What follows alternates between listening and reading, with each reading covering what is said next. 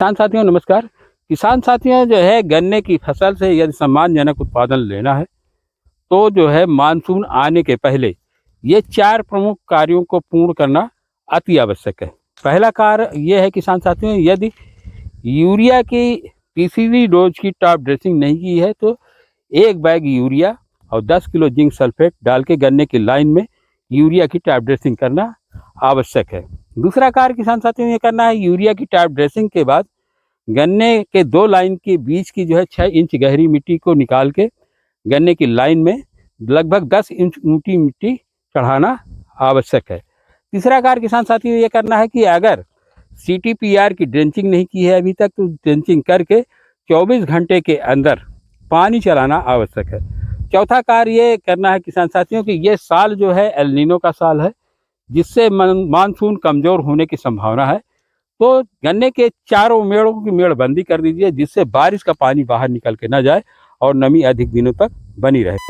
तो पहला कार्य जो किसान साथियों जो है यूरिया की ट्रैप ड्रेसिंग करनी है। पर्टिकुलरली जो है 5-6 वेराइटियाँ हैं, जिसमें कोलक 16202 है, कोसा 13235 है, कोसा 18231 है, CO 15023 है, CO 98014। इन वैरायटियों में क्या लार्जिंग टेंडेंसी पाई जाती है, लंबाई अधिक होने की प्रवृत्ति पाई जाती है। इसलिए इन गन्नों में जो है मानसून आने के पहले ट्रैप ड्रेसिंग करना यूरिया की अति आवश्यक है, जिससे जो है गन्ने में लंबाई नहीं बढ़ेगी और गन्ने में सॉफ्टनेस नहीं आएगा, तो कीड़ा का भी खौफ नहीं होगा, गन्ना गिरेगा नहीं। अगर मानसून के पहले आप इनमें जो है ट्रैप ड्रेसिंग कर देते हैं तो स्प्राउटिंग की भी समस्या कम से कम हो सकती है।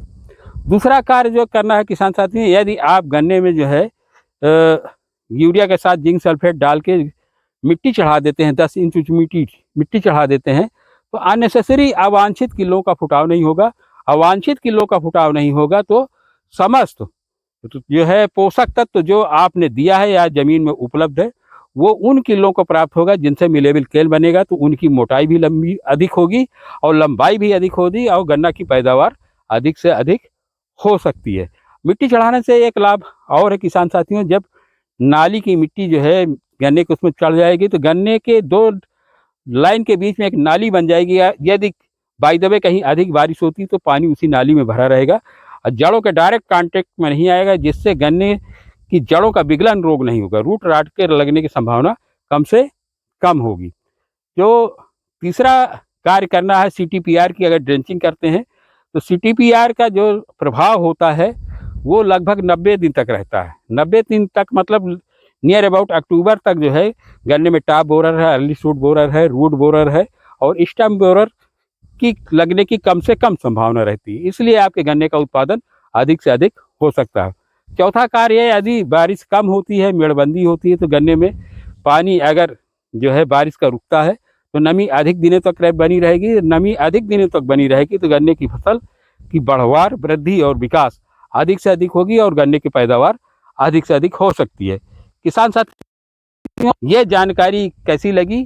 इन्हीं बातों के साथ धन्यवाद। जय हिंद, जय भारत।